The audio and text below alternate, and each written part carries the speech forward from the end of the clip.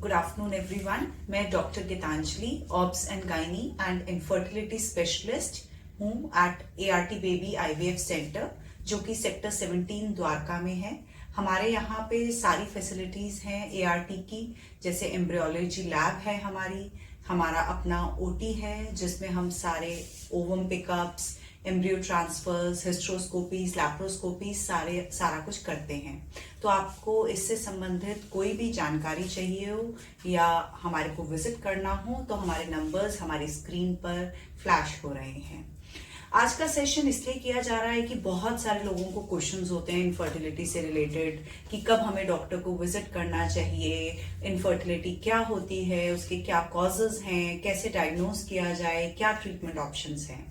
तो infertility by definition अगर चला जाए तो अगर एक कपल एक साथ 1 साल से रह रहे हैं और कोई भी प्रिकॉशन नहीं यूज कर रहे हैं, लेकिन फिर भी आफ्टर 1 ईयर अगर कपल को कंसीव नहीं होता है तो उसे इनफर्टिलिटी कहा जाता है। लेकिन अगर कपल की एज 35 इयर्स या उससे ज्यादा है तो उन्हें 1 ईयर तक वेट नहीं करना चाहिए, और अगर 6 मंथ्स में ही एक दूसरे के साथ रह के उन्हें कंसीव ना हो तो उन्हें डॉक्टर को विजिट करना चाहिए। अब आता है कि फर्टिलिटी कम होने के क्या कॉजेज हैं। एक इंसान की फर्टिलिटी एज के साथ बहुत कम हो जाती है, स्पेशली औरतों की। बाकी सारे कॉजेज आजकल का एनवायरनमेंट है, आजकल का पॉल्यूशन, आजकल का हमारी ईटिंग हैबिट्स, ओवरवेट होना, हमारे एक्सपोजर टू टॉक्सिन्स, ये सब कॉजेज भी हमारी फर्टिलिटी को इफेक्ट करते हैं। बाकी देखा जाता है कि 1/3 कॉजेज ऑफ इनफर्टिलिटी एक औरत के कारण होते हैं और बाकी 1/3 एक मेल फैक्टर्स के कारण होते हैं। इसलिए औरतों के साथ साथ आदमियों की जांच होना भी बहुत जरूरी है।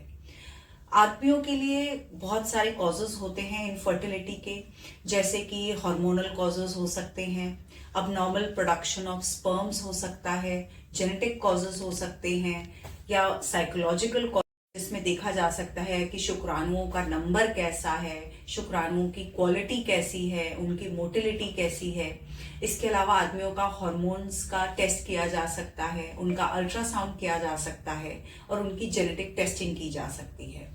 ऐसी फॉर अ फीमेल पार्टनर बहुत सारे टेस्टिंग ऑप्शंस अवेलेबल हैं, जैसे उनका ओव्यूलेशन देखा जा सकता है, उनका ओवेरियन रिजर्व जो कि AMH द्वारा देखा जा सकता है, उनके हार्मोनल टेस्ट जैसे कि FSH, LH, oestrogen, prolactin, thyroid hormone, ये सारे टेस्ट करने चाहिए।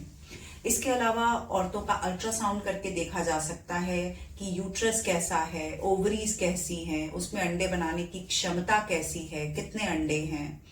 इसके अलावा अगर इन सब से भी पेशेंट को कंसीव नहीं होता है तो हिस्टेरोसैल्पिंगोग्राफी करनी चाहिए।